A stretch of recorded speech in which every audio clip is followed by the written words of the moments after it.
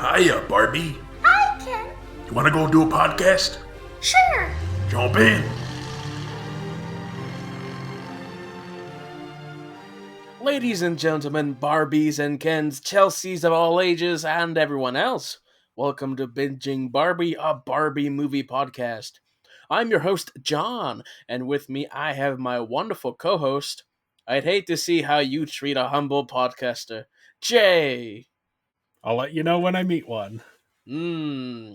For those of you just joining us, we are a podcast about Barbie movies. However, in the tradition of Barbenheimer, today we'll be talking about Christopher Nolan's latest film, Oppenheimer. We'll be diving right into spoilers, so if you haven't seen the movie just yet, I suggest you do so before listening. Yeah, this is the 12th film from Christopher Nolan. He wrote and directed it. It's based on The American Prometheus by Kai Bird and Martin J. Sherwin. Mm-hmm. And it's a biopic about Oppenheimer, the guy who made the first atomic bomb. Yes. This is also taking place during the Barbenheimer weekend that we have going on. Yes. So, yes. This is coming out the same day. Well, Oppenheimer came out the same day as Barbie. So these episodes are coming out the same day as well in that tradition. Yes. Because we like to support both Yeah, brilliant people. Yeah, they're big auteur-driven biopic, or not biopics. Barbie isn't a biopic. They're big auteur-driven films about important figures from the 20th century. Yes. And their impact on the world as it extends to today. Mm-hmm. But yeah, for Oppenheimer, we have cinematography by Hoyte van Hoytema, Nolan's go-to cinematographer since Interstellar. He's been working on all of those Nolan films. And then we have music by Ludwig Göransson, who is, of course, known for Black Panther, The Mandalorian, and Tenet. So this is his second time working with Nolan. Yeah, the story is in the Nolan fashion, a non-chronological retelling of Oppenheimer's life. You gotta love that. Yeah, this is my best attempt to sort out the chronology here for this summary. I may have gotten things wrong. I was kind of looking on the Wikipedia, kind of doing it from memory. Yeah, we've movie. both just watched this film once, correct? Yeah. So memory might be a bit fuzzy for a 3-hour film. Yeah, that we saw yesterday morning. Yes. But yeah, we start with Oppenheimer in Europe, and he's studying physics, and then he returns to the US and begins teaching at UC Berkeley. And his class in quantum physics becomes very popular. And then at the same time, he's getting involved in leftist politics and sort of attending Communist Party gatherings, more like social gatherings, not political gatherings. And he meets with Jean Tatlock, who's a member of the Communist Party. They begin a tumultuous relationship. And a while later, he meets Catherine Puning, who is a former member of the Communist Party and the wife of one of his fellow professors. And the two have an affair, and she divorces her husband to marry Oppenheimer after she gets pregnant. And they have a child together, and then a few other kids. The kids don't factor into this movie at all. No. I don't know if we even learned their names. No, I mean there's a lots of things to be said about disappearing people. Yeah, and not just people who disappeared because nuclear blasts, but there's so many characters in this film, which we'll come back to later.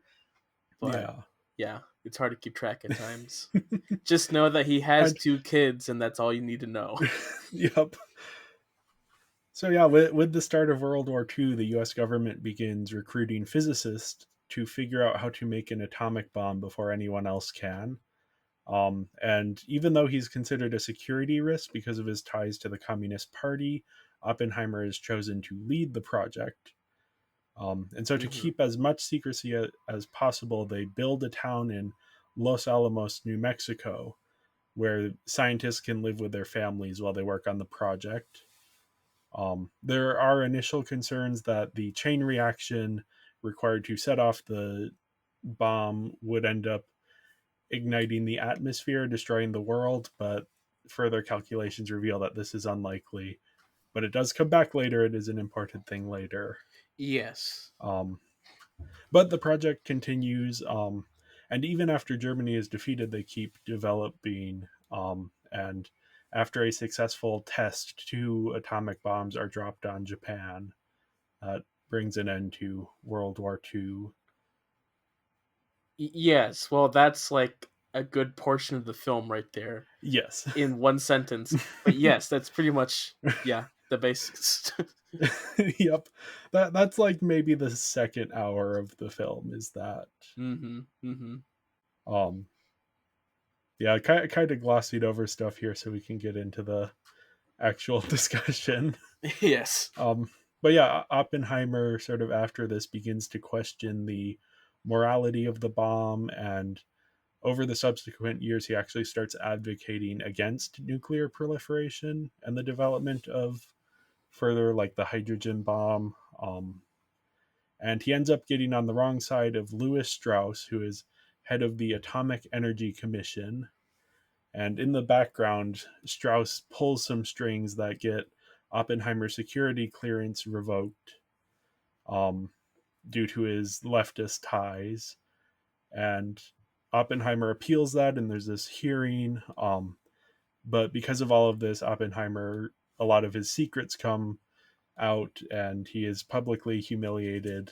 Um, and things don't go well for him. But a little while later, Strauss is nominated for Secretary of Commerce in the U.S. President's cabinet, and the during this hearing, the things he did to Oppenheimer come to light, and public opinion begins to shift on Oppenheimer, and Strauss becomes the first person in like decades to not get the nomination after being, or not get appointed to the cabinet after being nominated. Um, and then Oppenheimer, since political opinion has shifted, he receives an award from Lyndon B. Johnson as sort of a you're we think you're good again. Yeah. And but the film ends with Oppenheimer fearing that despite the low chance of an atomic bomb igniting the atmosphere, his creation has nonetheless doomed the world. Right. Which the fear would again continue during the Cold War as well. Yeah, well, up until today, Right. Like even today, yeah, you know. there's still nuclear weapons out there Yeah. I mean, we that haven't could be really blown used. people up in a while yet, so No, but that's always sort of a sort of Damocles hanging over the right. world. While the likelihood of the atmosphere igniting is not as high, there's still like a bunch of nukes that people have that multiple nukes could just do the same thing. Yeah, So, because yeah, the second anyone fires one, everyone else is gonna fire theirs. yeah, which does make the ending like, huh, yep.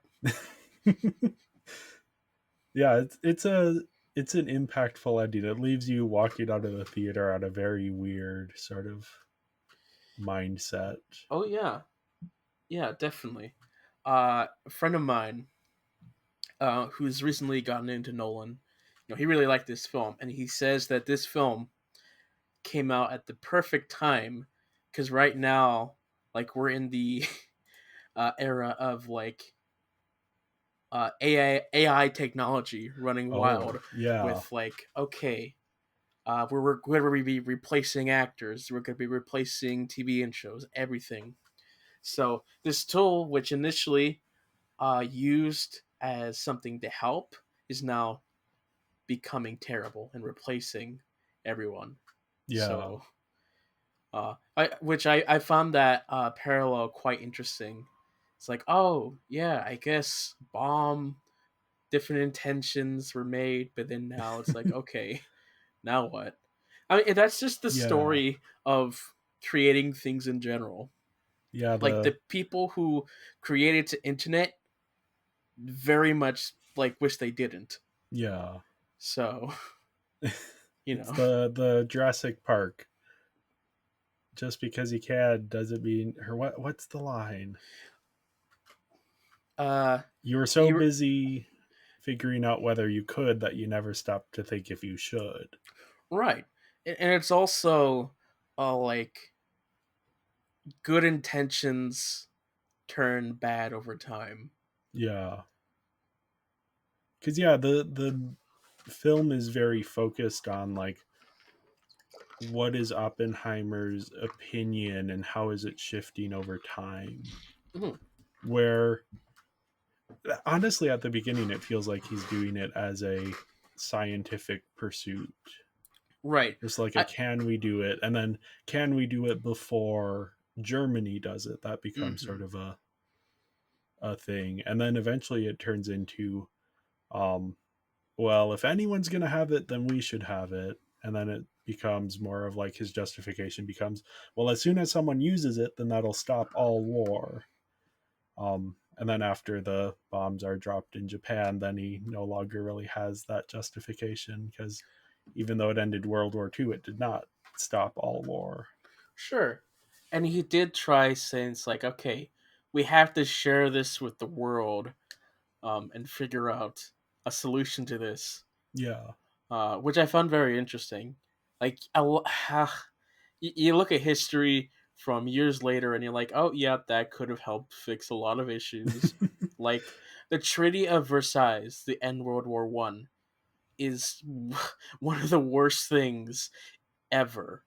Like you take a look at what happens, like that, like helps put World War Two uh, on the brink, but it also helps set up things for the Korean War and then yeah, the Vietnam War. All points back to the Treaty of Versailles, and it's like, yeah, it is an interesting look to look back on history and be like, oh yeah, that could be prevented so much differently if we were just decent human beings and just told people, yeah, okay. yeah. It is sort of the thing that this film is wrestling with is the legacy of this person who created something very destructive and then spent a lot of the rest of his life trying to atone for that. Mm-hmm. And it spends less time on that atonement and more time on the creation and then the sort of fallout of it. and and also the corruption that came with the creation, Yeah, in that people above him took control. yeah. Now, I don't know what your thoughts of this are in Nolan's career. For me, I've been down on Nolan for a bit. So I was surprised how much I like this. I think this is Nolan's best since Inception and maybe his magnum opus. Like, this might be the best film he has ever and potentially will ever make, even if it isn't my favorite of his, Sure. just from like an artistic perspective and how he's centering it on one character Mm-hmm. and then sort of building it, and the pacing of it is very well constructed and the themes are deep, and yeah, the filmmaking is very sort of inventive in how it's presenting the material. Yeah. um we've talked a lot about Nolan over the years, Yeah, and like the one consensus is that since Interstellar, since his brother stopped writing with him, the writing for his films just has lacked a lot. And yeah, so coming into this is the best written Nolan film that Nolan written himself. yeah, Um, it doesn't have the crazy visuals that we've come to know him from the past couple films. Um, because there's not usually he's like there's a lot of action, there's the different concepts like Tenet. Yeah. the practical way they shoot things. Um, but here, it was so interesting. Like there wasn't a whole lot of action. It was just Oppenheimer just Yeah. building the bomb. Like the bomb isn't even the most is not the best part of the film. It's Yeah. Oppenheimer, which is interesting. Yeah. It's for me it was very refreshing because I think especially since Inception, Nolan has kind of moved away from emotion and towards spectacle. Right. So, each movie is bigger and more ambitious than the last, and the visuals are going to get crazier and yada, yada, yada. And then you have like Dunkirk, where it's like 90% spectacle and then like 10% emotion. Then Hmm. you have Tenet, which is slightly more balanced, but like the main character doesn't even have a name and has no emotional stakes in the plot. Right. But this is a complete 180 where he's going back to let's just focus in on there's almost no spectacle, and what there is very like grounded. Right. Yeah. And even the way that he lets this story tell, because it's not told chronologically. We're not going from beginning to end like most biopics do. Yeah. They're like jumping timelines in the way that Nolan does best. And Yeah. because he jumps the timelines from in the future with Strauss or when Oppenheimer is doing that quote unquote trial, um, it really helps focus on Oppenheimer. Like even if it's not like shot with him in the scene, every other character is about Oppenheimer. They Yeah. inform their perspectives on him, what they think about him, and so for me, I don't like biopics.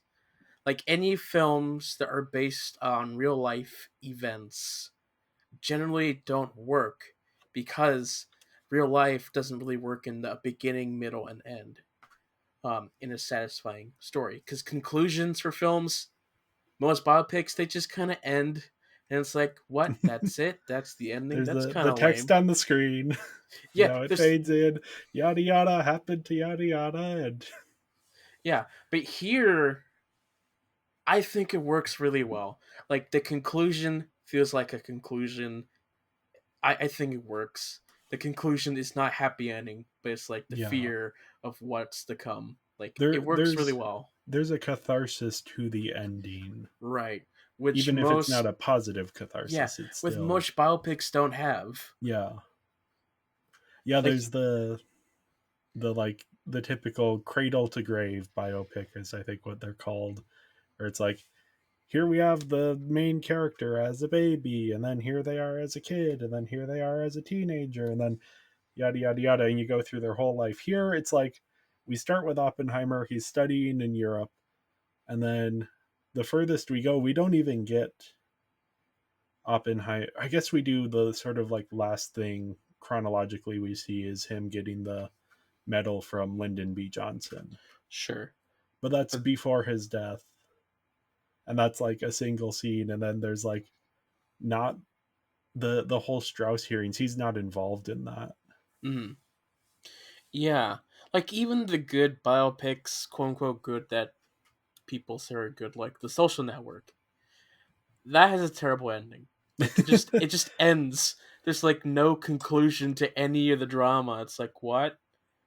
That's how it ends? Like what happens? I don't know. We're still living it. That's what. Yeah. But yeah, this does have the benefit of like the story has somewhat concluded, though there's still an open endedness to it. Sure. Yeah. But yeah, I was really surprised how much it focused on the sort of Oppenheimer's politics as a sort of the way it dives into that. And I part of the reason it stood out to me is I recently read The Deviants War by Eric Cervini. And that is a book. It's said it goes from like the 50s through the 60s through the 70s, but a large part of it is dealing with pretty much this exact same thing of security clearances. And in this book specifically, it's talking about gay men being denied security clearances because of their sexuality, which was seen as a security risk, um, because they could be blackmailed theoretically.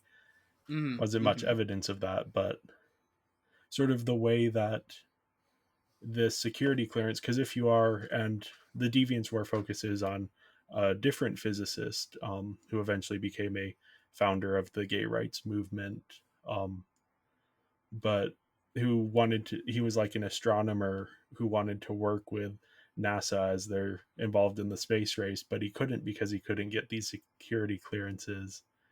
So he was essentially blacklisted for his sexuality. And then we have a similar thing here happening with Oppenheimer, but it's about his politics.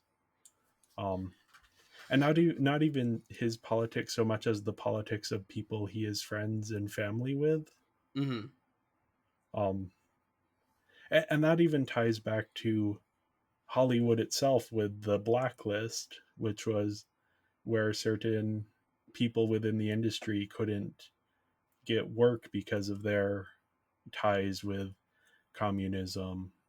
Dalton Trumbo's a common example, Mm-hmm. and Yeah. he actually ended up bringing down the blacklist when he wrote screenplays under different names, and then revealed that he was the one who wrote those screenplays after they had won like Academy Awards. And Stanley Kubrick was a people who was very controversial and had to hide his messaging in his films. Yeah, Like a good example, because what was the film? What's the Vietnam film? Full Metal Full Jacket. Metal. Yeah, Full Metal Jacket. Like that film, I don't think was received well. I mean, a lot of his films aren't received well initially. Um, I think Full Metal Jacket. I think Paths of oh Glory was no, his no, earlier war film. Doctor Strangelove was very Oh yeah, controversial. that would be the one. That was the one, and like, the studio told him to make a Space Odyssey. It's like, okay, we need you to make this film that's pro space, pro human evolution, and Stupid's like, okay, let me do that. Let me also create a film that's anti-space, anti-human advancement in it, which is fascinating. Yeah, Because like space, it's scary. You have HAL 9000, terrible idea. He's like putting reality to things while also making it look fantastical with like yeah, ballet in space. yeah. It is the. I wonder how much of that is Nolan directly commenting on like the blacklist by bringing up, by focusing so much on this. What happens is Oppenheimer, as his security clearance isn't renewed, and so that means he can't work a lot of different jobs, anything that has to do with the government. Um, Yeah. so he appeals it and goes into a hearing, and the people running the hearing are people who have been specifically selected to be less sympathetic to him. Mm-hmm. Um, and because it's a hearing, like a closed hearing for security clearance, there isn't any legal burden for anything they bring up.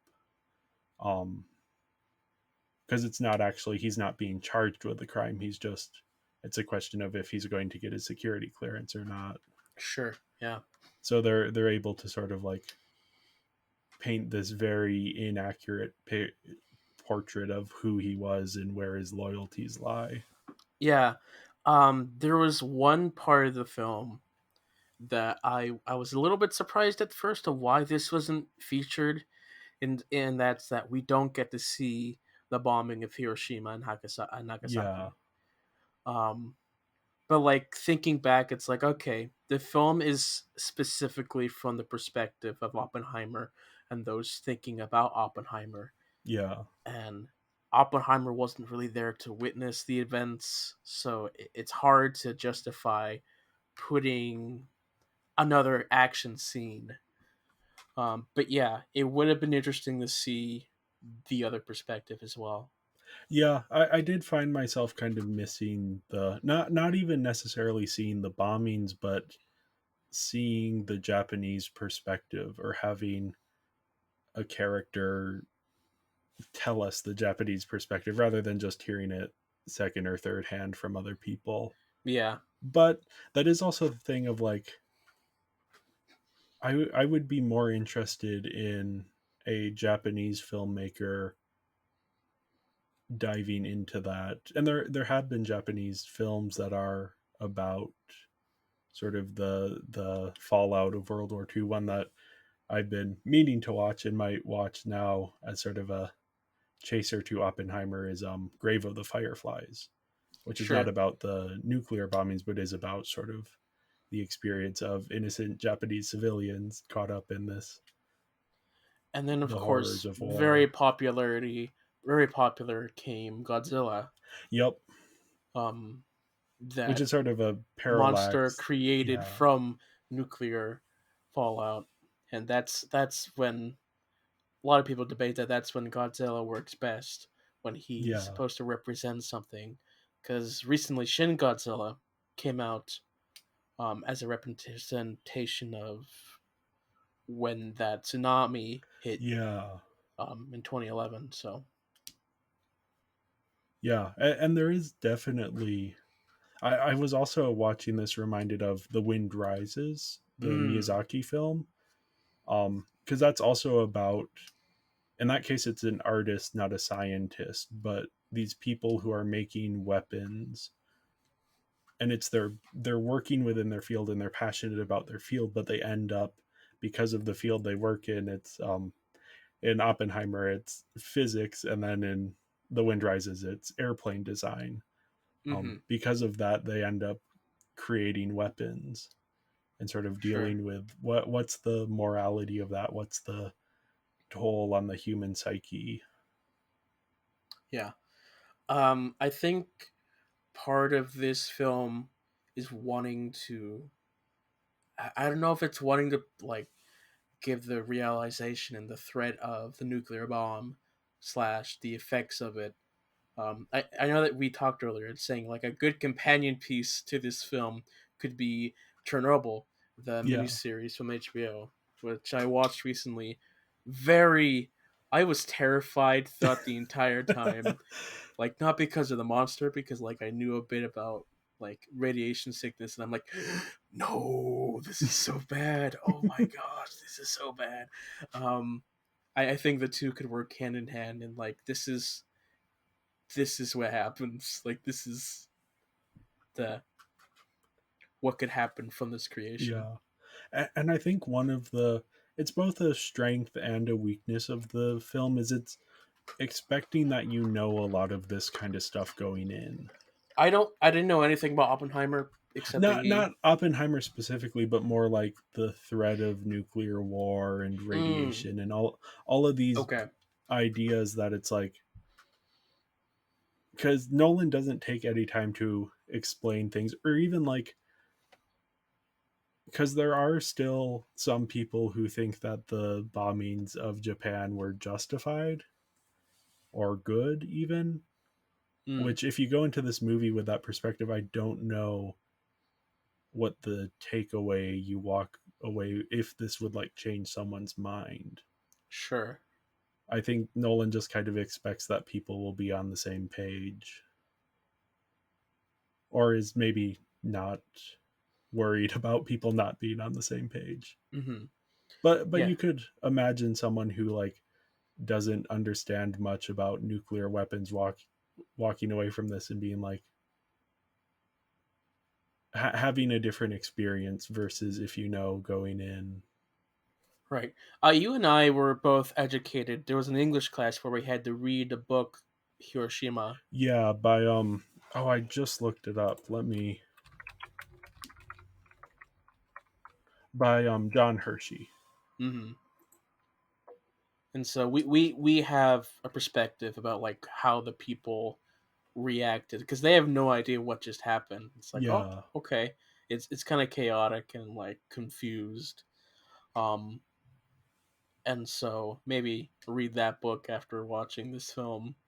Yeah, that's another very, very good companion piece. And yeah, that's a nonfiction sort of almost journalistic book where it's dropping into different people's perspectives and kind of explaining what the experience in the Hmm. direct aftermath was. And yeah, it's absolutely heartbreaking, and I don't know how much of that is in this film. Yeah, Like there's I felt very emotional during a lot of the scenes, but it was not because the film was showing me these things, it's because I'm aware of the history. and Oppenheimer is thinking about those stuff, Yeah. while not getting too much of the visual idea of it. There's only like one scene where we get an idea of like people's faces are melting. There's radiation sickness, but that's just like Oppenheimer's idea of it. Yeah. His mindset of like what he has created. Um, but there's only like one moment that talks about the effects of Hiroshima, where he's in this room where they're showing pictures about this is the effects. This is Yeah. what people look like after several times. And it's like okay, they don't show us any of that. No, We yeah. just have to trust that from the horrified reactions of the people, that's not good. Yeah. Which I am curious specifically with that why Nolan wouldn't have shown those pictures, because I can understand the idea of whatever you're imagining is worse than if you actually see it. But with a lot of those images, those are historical images that people have already seen. Maybe it's a matter of not wanting to show historical images. But Maybe. in that case, you could just recreate And some like yourself. not trying to sensationalize. I think there could be something of not trying to not sensationalize it. Sure. Um which yeah, I think that's fair. Nolan I don't think his skill sets are suited for like broad grand scale tragedy. So I don't think he needed to portray the broad grand scale tragedy versus the more um focused view on what's going on with Oppenheimer. Where's his mind at? Mm-hmm. But that, I am also curious. Like, I wonder how this will play in Japan um. Yeah. Yeah. because That it is like Oppenheimer feels very sad about the bomb he created. It's a bit crocodile tears if you're looking at it from the perspective of the people who were affected by the bomb. sure. Yeah. I mean, Barbenheimer weekend is going to be very different for them. Yeah, I don't know if they're even premiering the same day, Yeah. but yeah, Yeah. We'll have to see.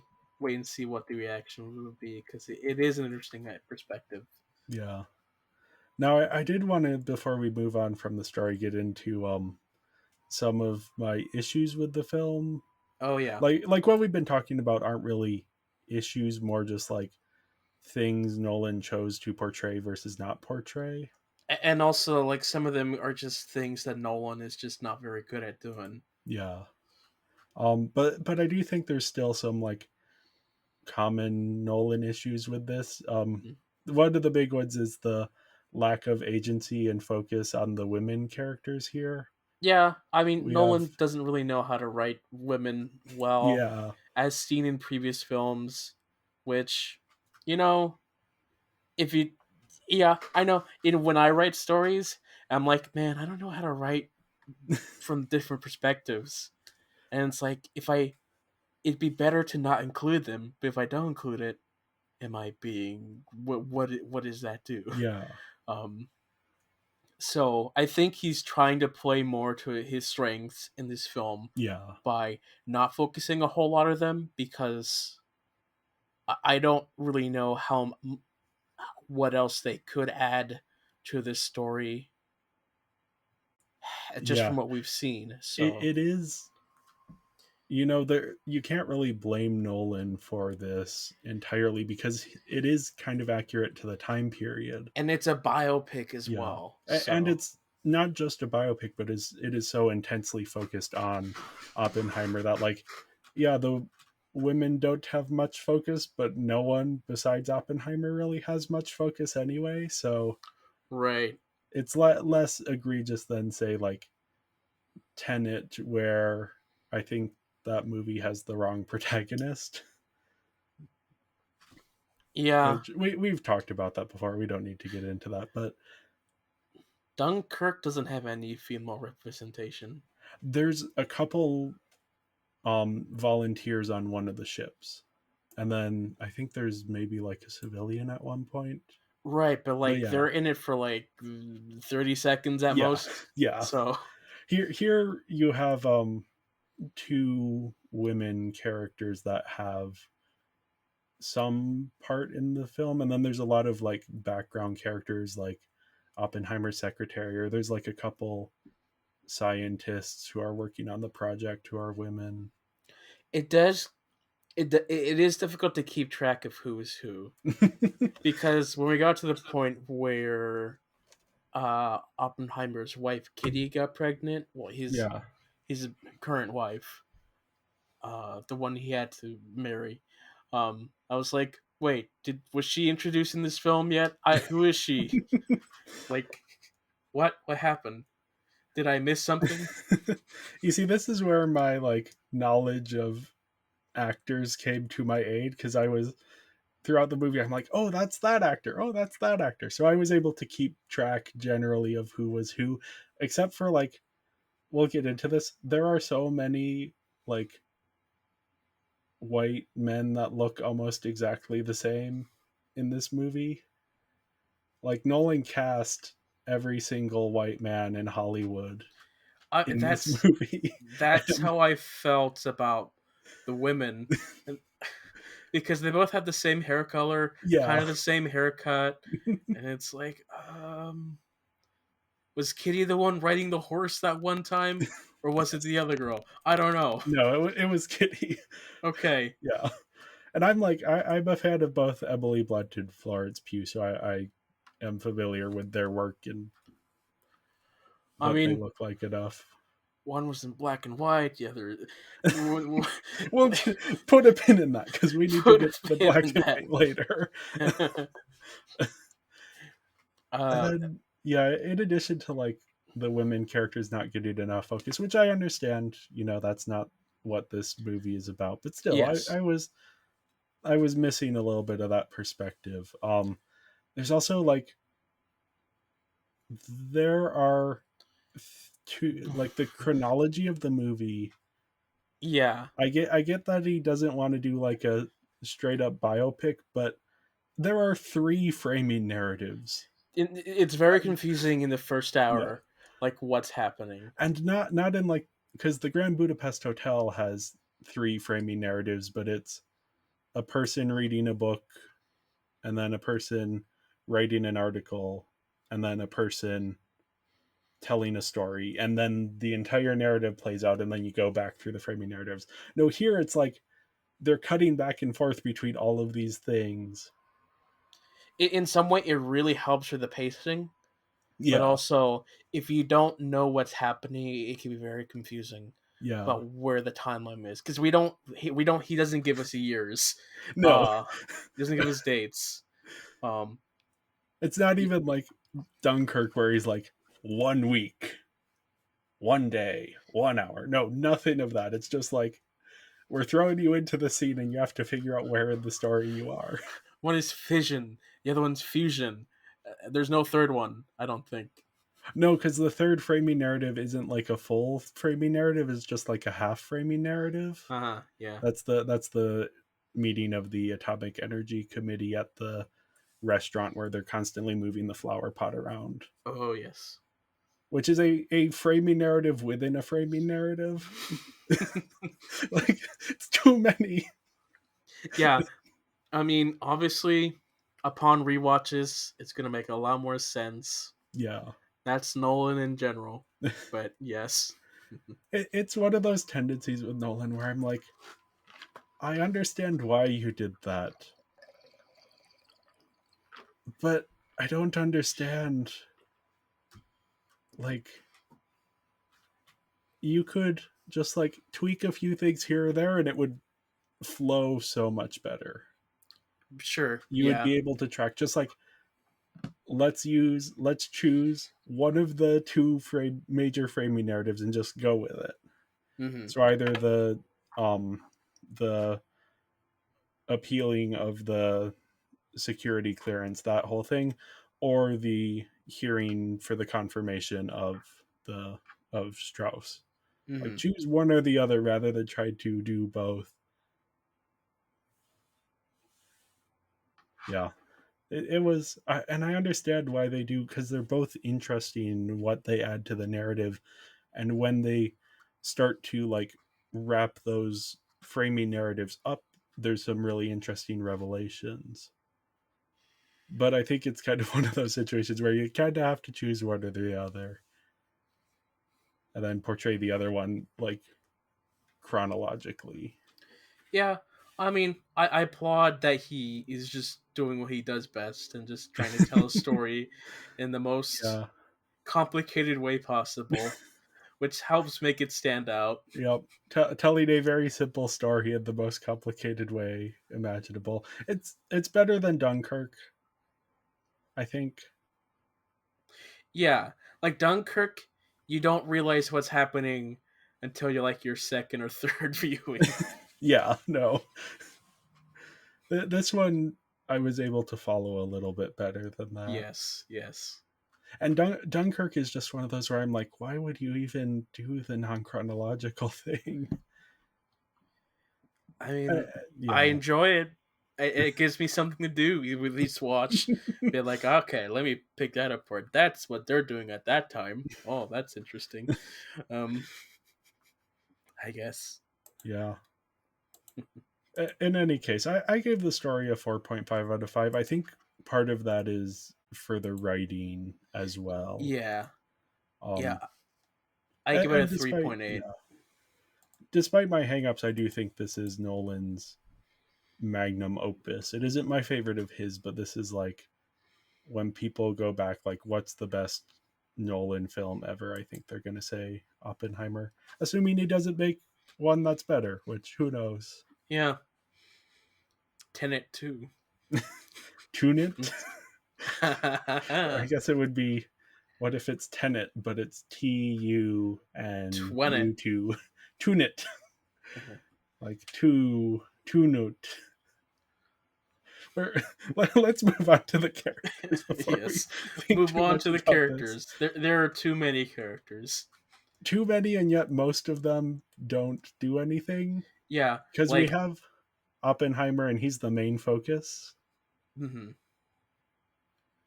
You have Oppenheimer, and that's it. Like the Yeah, main focus of the film is Oppenheimer. Like yeah, everyone is all about Oppenheimer. We don't have any focus on the other characters as much. yep. A bit of a Mary Sue in that sense. Yeah, I mean, do I'm what joking do with what, that, yeah, obviously. do what you gotta do. You know.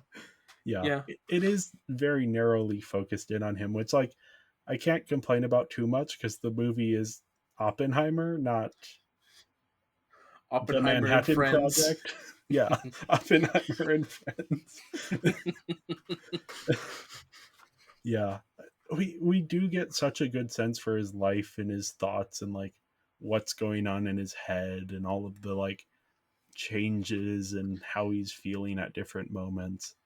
But it does Yeah, kind of come at the expense of, like, we don't know much about the people around him. yeah, they're there, and I guess that's why he hired big name actors. Yeah, yeah. It's, part of me is like, oh, I wish we had gotten to spend a bit more time with certain people. But then another part of me is like, it works for what the film is doing. Yes, for because we know what the film is about. It's Oppenheimer specifically. I Yeah, can forgive the just how other characters aren't utilized. But then you have like small characters that have so much to do with the plot, just with everything. Like what's her name, Leon, the that one girl he dated, was it Leon? The Jean? Jean, yes, wrong letter, not lean, Jean. Yeah, which Like we can jump in. I'm realizing I didn't even put her on my character list yeah, here. like she's in this film for like 2 minutes maybe, but More like like 10, mm, I don't know if it's that much. because she has several major scenes. Sure, but she's not in a whole lot. But what she is to Oppenheimer is very important. Yeah, But like I don't really ever feel the connection to her. It's just yeah, kind of we jump around so much, we forget about her, and I guess Kitty is now in the picture, so let's forget yeah. about her. And Kitty is, I think, sidelined even more. Like we don't get a good understanding of their relationship. Yeah, all we know is that he tells her to put out the sheets or not. Um, And he's really like mean to her with the baby. Like he walks into the house that one time and the baby's crying and she's obviously overwhelmed because she's been drinking, mhm. and he's like talking all about work, and then he's like, aren't you gonna do something about the baby? It's like, Oppenheimer, you have two hands, go comfort the baby. Right, You are a parent too. I know this sure. is the 1940s, but come on, Oppenheimer. Yes, it's also.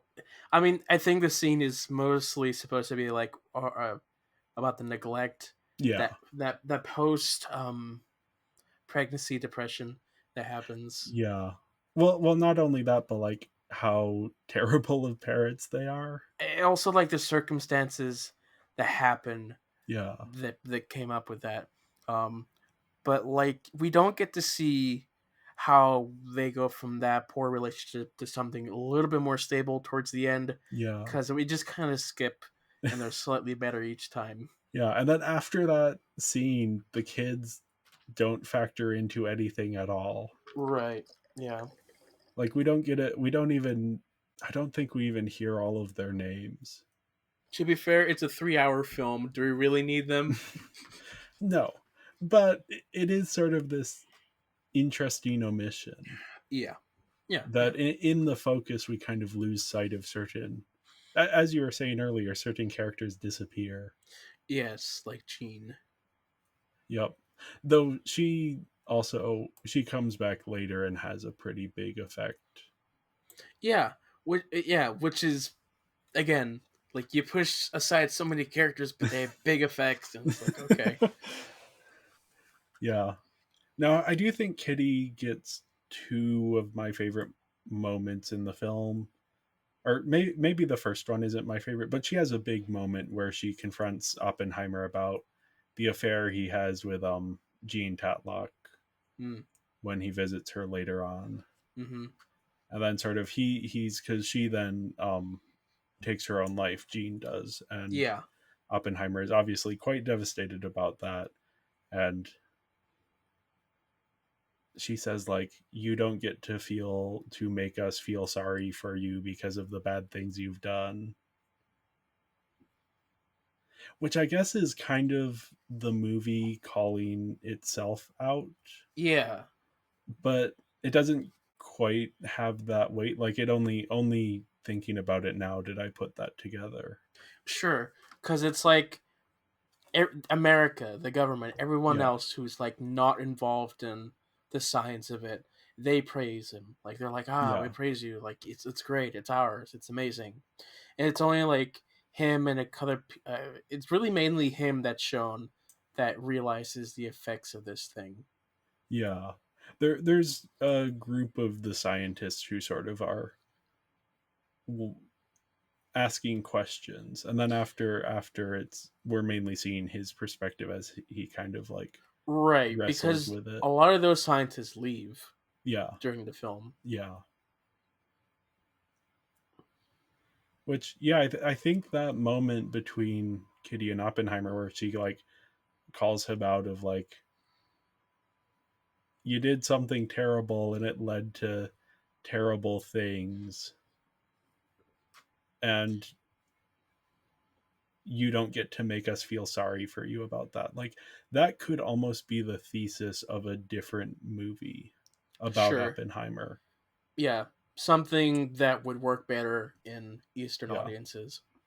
Yeah, and that would probably be more of like the Kitty Oppenheimer story. I mean, that's probably gonna be the one scene that they appreciate. Yep. I mean, I wouldn't be surprised if there's more that like, but yeah, her kind of calling him out for, Mm-hmm. Mm-hmm. and then also Truman calling him out, though Truman is not a well appreciated figure. Yeah, Truman. Um, that's that was an Gary interesting Oldman. scene. Oh, that was Gary Oldman. Yeah. Oh my gosh, Gary, he just hides so well. I just don't recognize him at all. Yeah. The other scene I really liked with Kitty was when, because throughout the process of this like hearing about his security clearance, Kitty's like, you need to fight them more. You need to stand up for yourself. Yeah, And then she finally gets her chance to testify, and she just absolutely rips into the entire process. that was a fun moment. Yeah. Yeah. And a real catharsis, because we've been sitting with Oppenheimer. As she sort of points out, he's tried to make himself a martyr and he's Mm-hmm. feeling bad for himself. And so seeing her stand up like that, it's like, yeah, I want to see more of this woman. I want to see Mm-hmm. her motivations and why is she still with Oppenheimer? What is going on inside her head? But the movie is very focused on Oppenheimer, and again, this is not it's not Kitty Oppenheimer the movie, it's Robert Oppenheimer the movie. Yeah.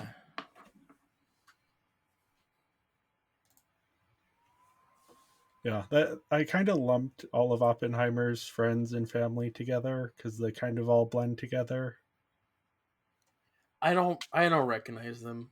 It's like, who's this? Is that your brother or your best friend? I don't know. I can't there's tell. the Jewish guy that gives him the food on the train, and then during the hearing, and then there's the like various communists and leftists that he is friends with. It's really hard to keep track. Some of this is in black and white, and so that just makes it hard to recognize people as well. Yeah. And I had the benefit of I know who a lot of these actors are. So Yeah, like, but like for someone who like only recognizes a couple, it is really hard to keep track. yeah. Really hard. That But might you honestly just kind of like, be not only the politics, but like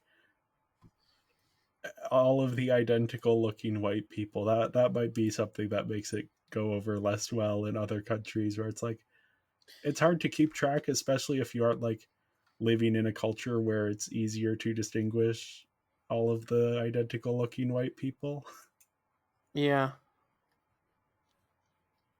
Like there are just so many people who look so similar, and they all kind of have similar roles. Like all of the students, there were like, I don't know if um Alex Wolf, because there's a scene where he shows up and I was like, oh, that's Alex Wolf, and I was like, wait, was he the student from the scene before and I just didn't recognize him, or was that a different person?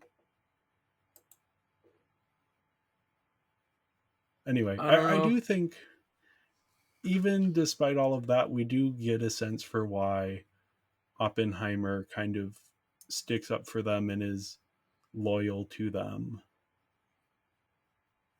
Yeah, I think the film does a good job at just giving you the most important characters are Oppenheimer, Groves during the early parts of the film, Yeah. Strauss. we get a and little bit of that's sense for like yeah, his brother a little Frank. bit. I don't think we see his brother a whole lot though. He shows up quite a bit, especially once he joins the project. Again, I didn't recognize it. I did because I like that actor's face. Man. Like I can pinpoint a voice actor. I cannot tell you actors. Guess you gotta focus on their voice then. Yeah, Yes. Dylan Arnold plays Frank Oppenheimer, who I recognized him from Halloween, the Halloween reboot, where he played, I think, the boyfriend of the main lady who's Laurie's granddaughter. I think he gets killed in the second one, Well, but spoilers for everyone people who gets haven't seen that. killed in But the second one. The second one is just like, oh, that movie made me so angry. Maybe one of the worst films I have seen in a theater. Halloween Kills. yeah, yeah, perfect Anyway, with Oppenheimer. But moving on. moving on to Groves, who is the closest thing the movie has to comedic relief. He's the general who's overseeing the Manhattan Project. And I Mhm. really liked his arc and his relationship with Oppenheimer here, where there's a bit of conflict between them, but then also this like grudging respect that grows between them. And he has that great moment in the hearing where it's like they put a list of the guidelines for the security clearance in front of him and it are like, hey, would you clear Oppenheimer with these current guidelines? He says no. Mhm. And you're like, oh man, come on, Groves. And then he says, but I wanted to clear anyone else either. Or any of the Sure. people who were cleared Yeah. for the Manhattan Project. Sort of like a roundabout way of saying these security clearance requirements are dumb.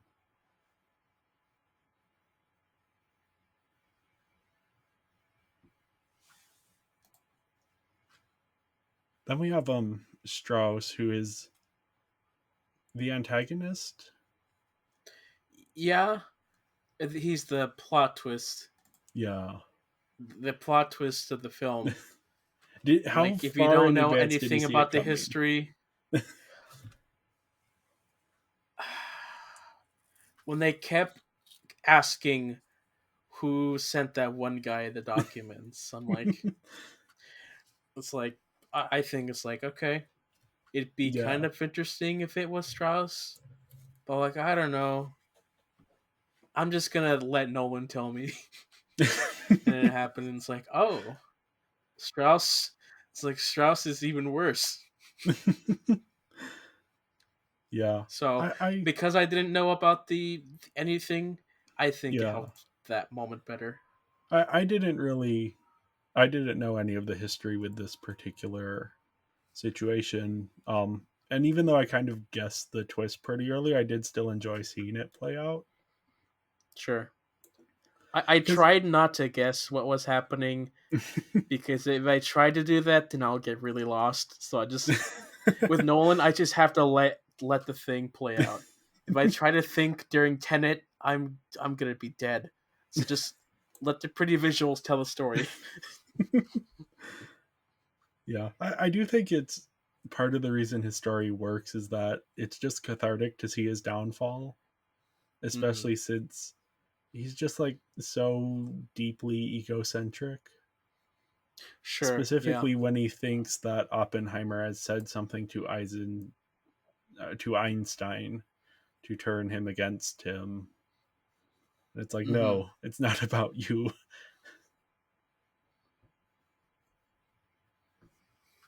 Yeah, I think a lot of that, because that is the biggest chunk of the film that is moving away from Oppenheimer's perspective. Sure. And we kind of get it from the perspective of Strauss's aide, who I don't know on Wikipedia didn't have. This is the character played by Alden Ehrenreich, Han Solo from the Solo prequel. Um, and I don't know if his character is based on anyone real because it wasn't mentioned on the Wikipedia. Um, but he's sort of the conscience of that part, where Maybe. he kind of like starts to put things together, and there's almost a question. I thought they were going to reveal that he had betrayed Strauss and given the told the scientist Rami Malek what had actually happened.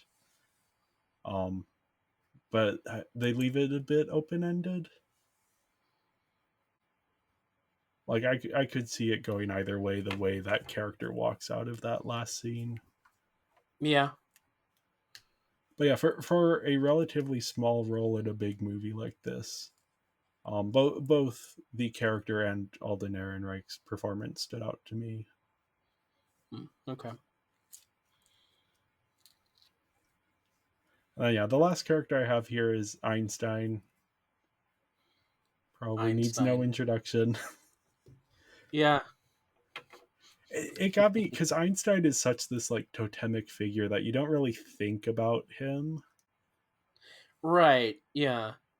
and this idea that he comes to the U.S. He's a he's escaped Nazi Germany and he comes to the US, and then he receives this award from all of the US physicists that's like, here's your prestigious award. And really, though, they're more rewarding themselves for having moved beyond Einstein's theories. Yeah. And that's something I'd never considered. And then that it eventually happens to Oppenheimer, and we get that scene between the two of them. That's the last scene of the film, which is what Oppenheimer actually said to Einstein. Yeah. Because like the entire film, like we keep pointing back to this scene from the Yeah, perspective of Strauss from the distance, like wondering what did they say or what are they talking about. yeah. And And like then we when it's actually finally, revealed, I thought it was a really sweet moment, but also worked really well. yeah, and it's when the ending hits home because that's when Oppenheimer reveals that, even if we didn't ignite the atmosphere, I think we still doomed the world. Yeah. I was waiting for his famous quote to happen a third time. Yeah. Because normally those things happen in threes. I don't. The first time it happened was pretty weird. I thought Because, that was like, a clever way to introduce it. right, but I don't know. It's in It's for context, it's in the middle of a sex scene. it is. Um, that's a whole other can of worms Which that I'm not I, going to I get think it into. demystifies it a little bit, because Sure, it's but such a totemic quote that if you have the explosion and he says it and that's the first time you hear it, then it's a bit too easy. sure. So if you have But that like moment before, putting there is a problem though. yeah, When putting in there, in that a lot of times those scenes are just taken for comedy. Like the audiences are just yeah, laughing during those scenes, which is probably not what's supposed to happen. But yeah, there's a question like, is that a real story or is he just making this up yeah, to do that make that happen? Because I do think that having the introduction of the quote as just something that he's reading works, but you have to. I'm just wondering like if there's a better way to present that. yeah. I think part of it is just again like the demystifying of the quote and putting it in this like context, which who knows how true it is at either context, but I think the quote would work again in the final moment yeah. because For me, that's I what think he's that would have thinking been about the too world being much. destroyed. Yeah. I just think it works in that rule of threes Yeah, because the that's entire time true. I'm like, where's the third time? We have him read the quote the first time, we have him think the quote the second time. Where's the third time? It never Yeah. happened. I was disappointed by that. Yeah, I could see that though. I would think if they had done it as the last line of the movie, that would have been a bit too much. Hmm. Like that's just like too fine a point on it. Anyway, I gave the characters a 4 out of 5. I think Oppenheimer is such a fascinating figure that he carries the film. But there, as we've talked about, there were still like places where I wish we'd just gotten a little bit more characterization from other people. Yeah, I also I give it a 3.5. So next up, we have the visuals. This is where I'll say that I saw this in 70 millimeter IMAX, one of a few locations in the country that happens to be near where I live. Now I it watched was, it in the standard theater. yeah, it was interesting seeing it in the large format because the print of it was so long. They didn't play trailers or advertisements or anything before the film started. They didn't Like, play anything before the Barbie film for me. We okay, just went straight into interesting. the film, which was Huh. like weird. And we had trailers for Oppenheimer. Yeah, is there like, did the new Exorcist trailer drop or something in front of Oppenheimer? Yes, Okay. yes. Yeah, I didn't even, because yeah, they didn't even, I just walked in and they're playing music and the screen is just, there's nothing on it. And when it was Hmm. time for the movie to start, they turn on the projector and start the movie.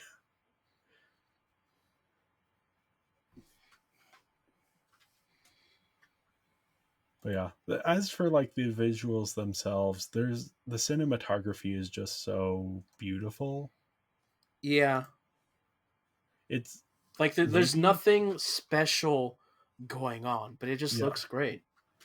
And like you get the New Mexico like vistas, and especially like the way the IMAX print works is it's actually, it'll switch between like the full IMAX and then like a slightly narrower, or like cutting off the top and the bottom. Well, not really cutting off because the camera wasn't actually capturing that, but yeah.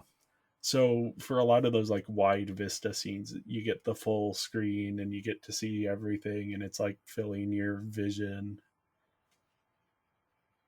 But it is still Hmm. like one of the less out there Nolan films in terms of visuals. We don't Yeah, have like cities folding. besides besides the just the idea of getting a look into Oppenheimer's head Yeah. about the visuals, the cutaways to like explosions, bombs, atoms, and then the biggest visual spectacle is just the bomb, and it's Yeah. just normal looking explosion. Really, the sound design. We'll talk about that later, Yeah. but the sound design is what really makes the visuals pop. Yeah. And I do think like the occasional moments where we intermingle the imagination with the reality was really cool. You Hmm. mentioned the atoms; those are very common early on in the film, where we're seeing atoms interacting with each other from Oppenheimer, sort of what he's imagining. Then we have like the scene where they're talking about missiles and imagining this missile flying past a plane.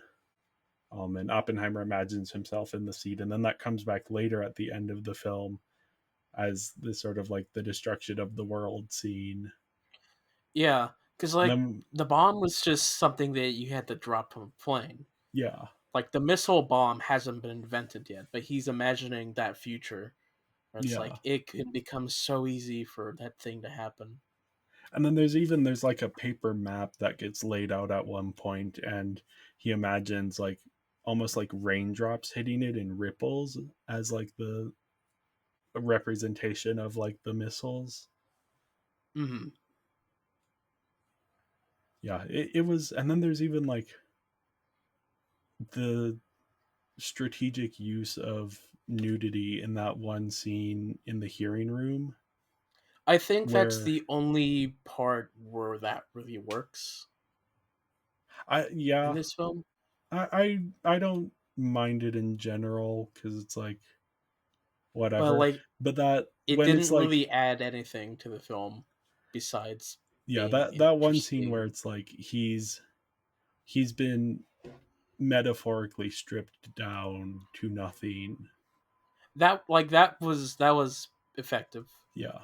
metaphorical. And then we see Kitty's imagining of this affair happening. That's where things were like more comical in the audience. Okay.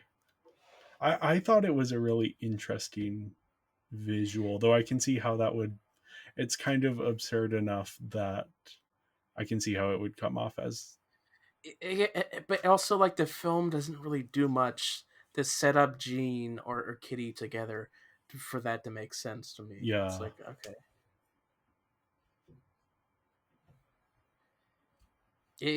I don't think it was one of those things where it wasn't really Nolan's strong suit because he normally doesn't go that hard. But Yeah. It worked for me. I thought it was an yeah, interesting visual, but yeah, I can definitely see the absurdity of it, kind hmm of feeling comedic. I do think the on the side of visuals that do really work though, the times when Oppenheimer is imagining the nukes going off, and there's even before that, there's like a distortion on whatever's behind him, hmm where it's like shaking, and then you'll get whenever the, he's stressed or yeah, confronted. and then he'll imagine sort of the nuclear bomb going off and like the light of it and the face melting and then the bodies turn to ash, which we don't see hmm happen, but we see the aftermath of that. And yeah, Yeah. it's a clever way to show the destruction without showing the destruction.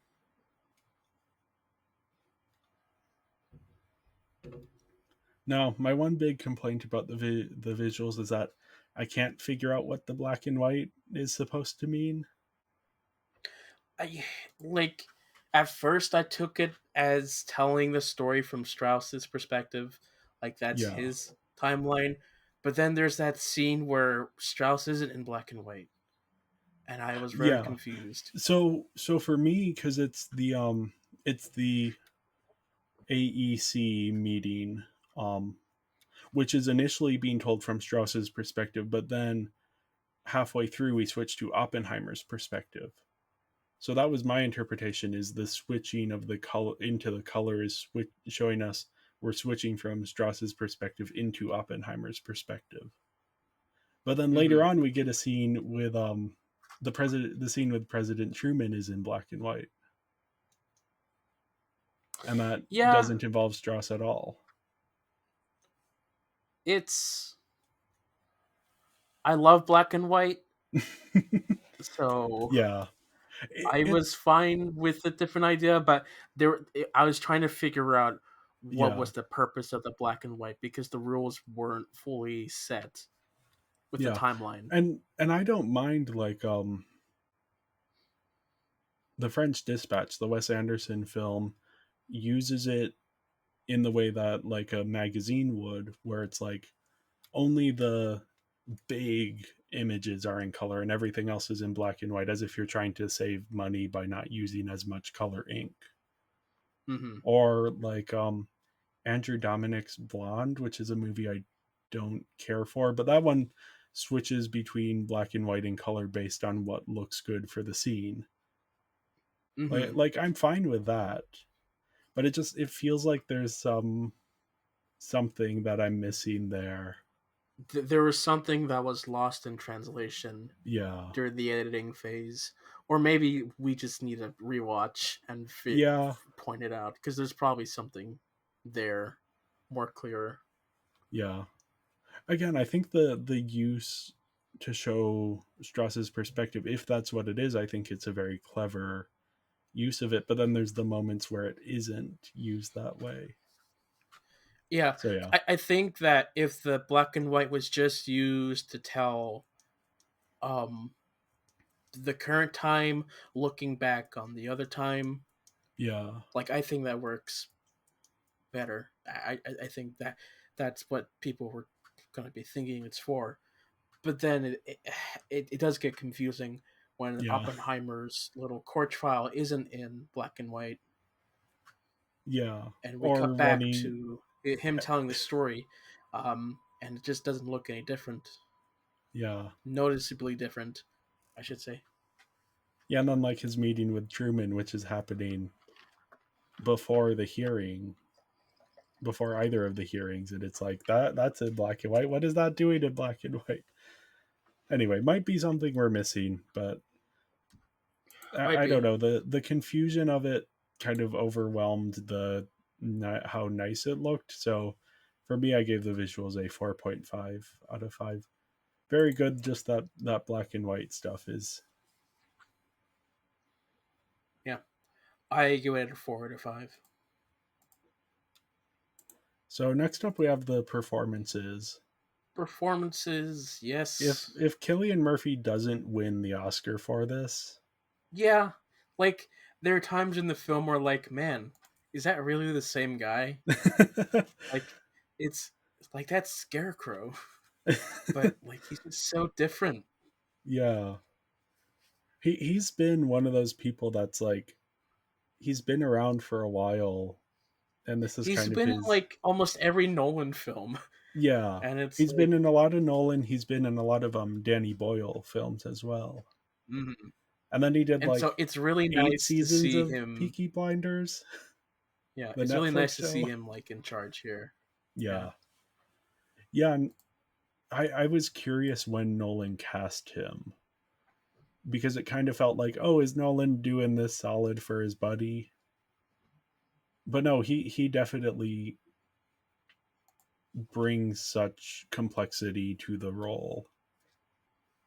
yeah. No, I was. It was always fun watching him for Yeah, the film. Like he did a really good job. yeah. It's difficult to talk about because he disappears so entirely into the role. Hmm. Yeah. Now, my other favorite performance in the film was Matt Damon. Mm-hmm. He's just he lights up any scene he's in. He's just so naturally charismatic that it's such a refreshing change of pace every time he walks on screen because everything else is so dour and he's He just comes like in, adds a little bit of comedy yeah, and doesn't overstay his welcome, and he does in a good way, bring yeah, good natural comedy. Makes yeah, sense. and he does like when he needs to be a little bit more serious, he is a little bit more serious. Hmm. Now the other performance that I think might win an Oscar is Robert Downey Jr. Robert Downing, yeah, no, I just yeah him and the Killing Murphy. I was like fascinated by their performances. Yeah. And Robert Downey Jr. is another one of those people who's just like naturally charismatic. Hmm. And it almost disarms you to what his character actually is.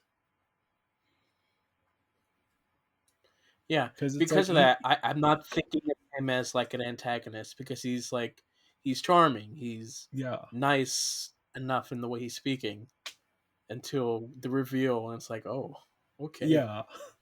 Yeah.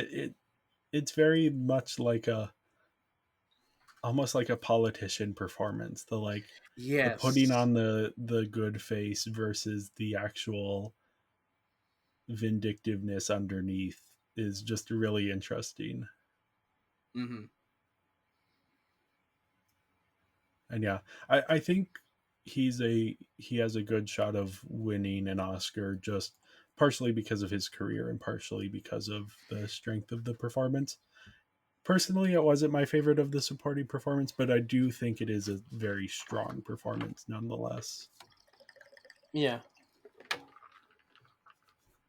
We also have Emily Blunt as Kitty Oppenheimer, and I think this is also true of Florence Pugh as Jean Tatlock.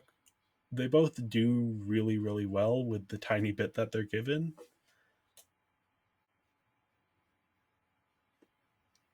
Like they create characters who feel like full characters, even though the script doesn't necessarily give them full characterizations.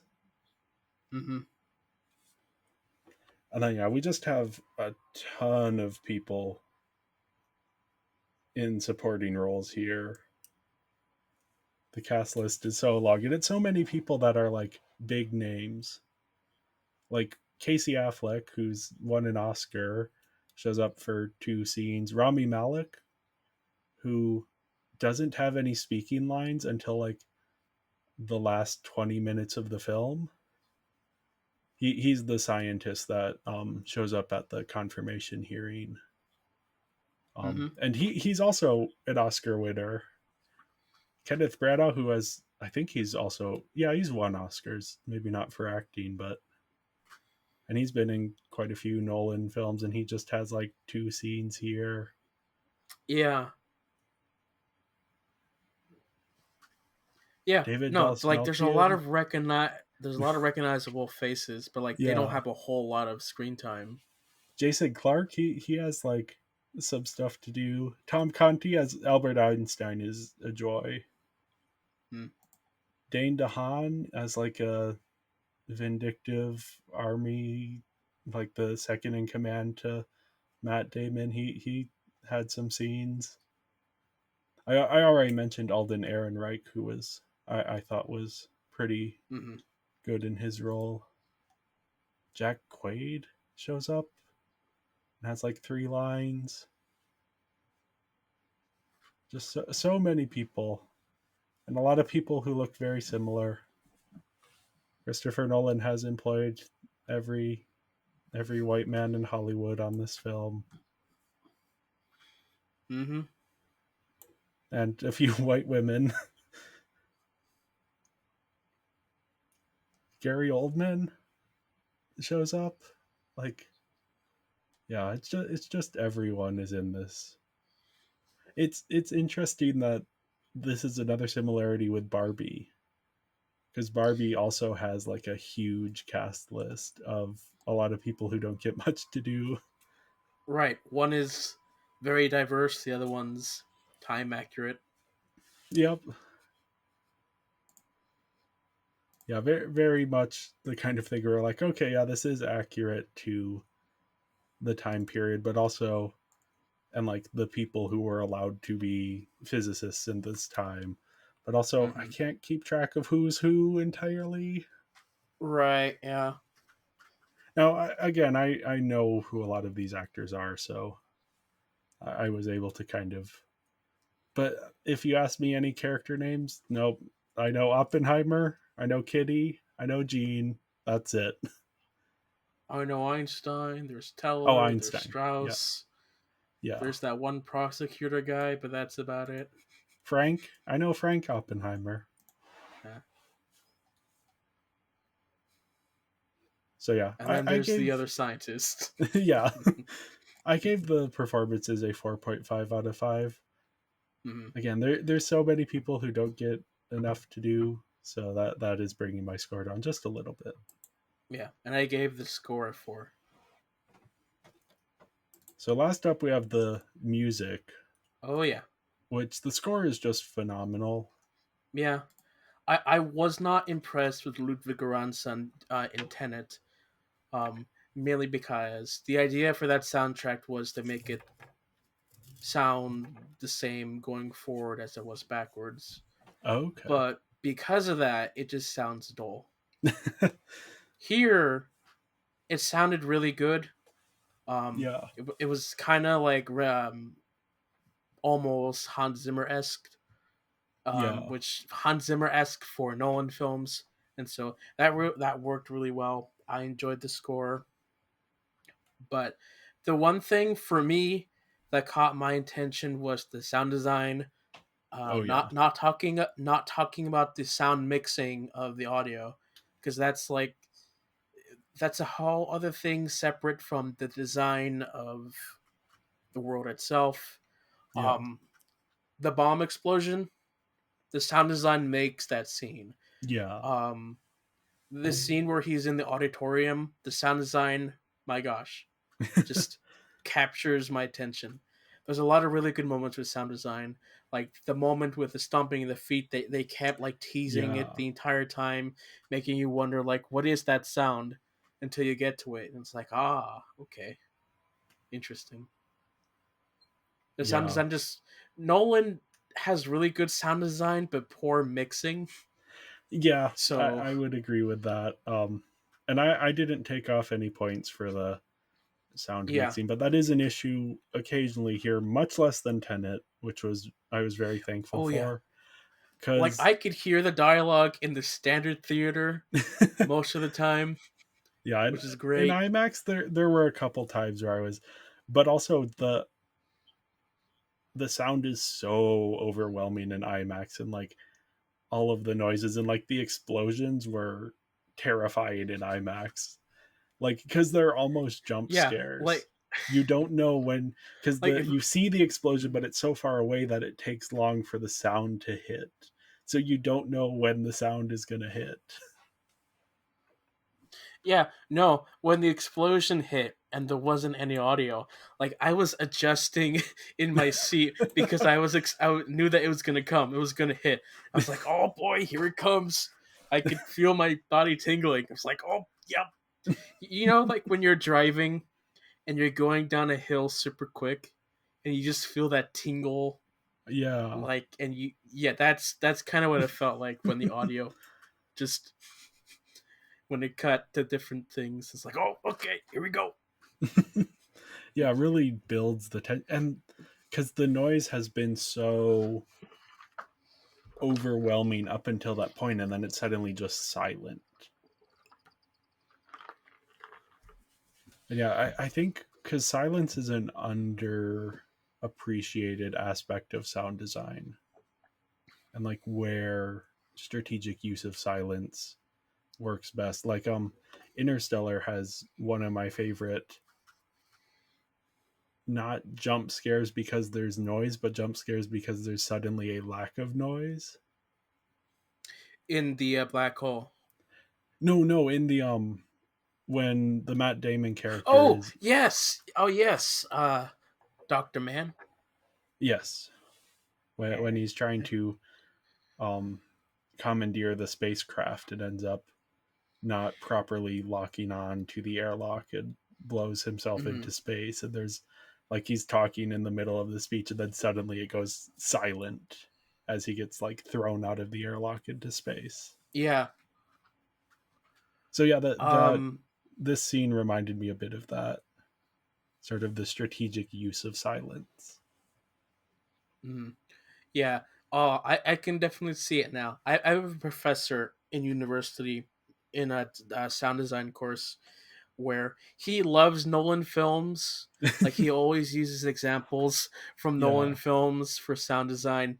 Like I can just imagine him using this moment in class to teach us about the importance of silence and building to silence. Like, oh, just an expert level sound design on just silence in this film yeah, and just building the tension. Just it's great. I can't wait. yeah. So yeah, I mean, not just the music, but kind of the sound design as well. I'm not subtracting any points for the dialogue I couldn't hear, because that is a given with these Nolan films. And here it was much less egregious than it has been in the past. So I gave it a 5 out of 5. Yeah. Oh, I gave the score a 4 because we're just talking about the music. If it was sound design, I would include a point 0.5 to that score. Just really well done. Yeah. So my final score is a 22.5 out of 5, which is a 90% or a 4.5 on our 5-star scale. And I have a 19.3, which is 77.2%, or 3.86 5-star rating. Yep. So our average is 20.9 or 83.6%, which is a 4.2. And just for fun, I know we are ranking this on a different curve than we ranked the Barbie movies on, but I did type it in to figure out where this what what this falls in our favorite Barbie movies. So Oppenheimer is, according to my list, It is my third favorite or fourth favorite Barbie movie. This is behind Princess and the Pauper, Barbie 2023, and Magic of Pegasus. John, this is your sixth favorite Barbie movie. Oh. It's right behind Rockin' Royals and right ahead of Rapunzel. Mm. And then our overall ranking has it at number 3, right behind Magic of Pegasus and right in front of Rockin' Royals. So sort of the upper echelon of Barbie movies. Not quite Princess and the Yes. Pauper level, but still near there. Yeah, top five for sure. Yeah. Good Barbie movie. Yeah, very very odd as a Barbie movie. Yeah, it's more focused on Ken than Barbie, but yeah. Oppenheimer. Ha. I thought this was supposed to be Barbenheimer, but there's no Oh yeah. Barbie in this. Yeah, this is more of like a Kenergy movie. Energy. It's from Barbie. Yeah. Well, thank you everyone for listening. Make sure to follow us on social media. We're Binging Barbie Podcast on Instagram, at Binging Barbie on Twitter, and Binging Barbie, a Barbie movie podcast on Letterboxd, where you can find lists of all of our rankings. Thank you all for listening.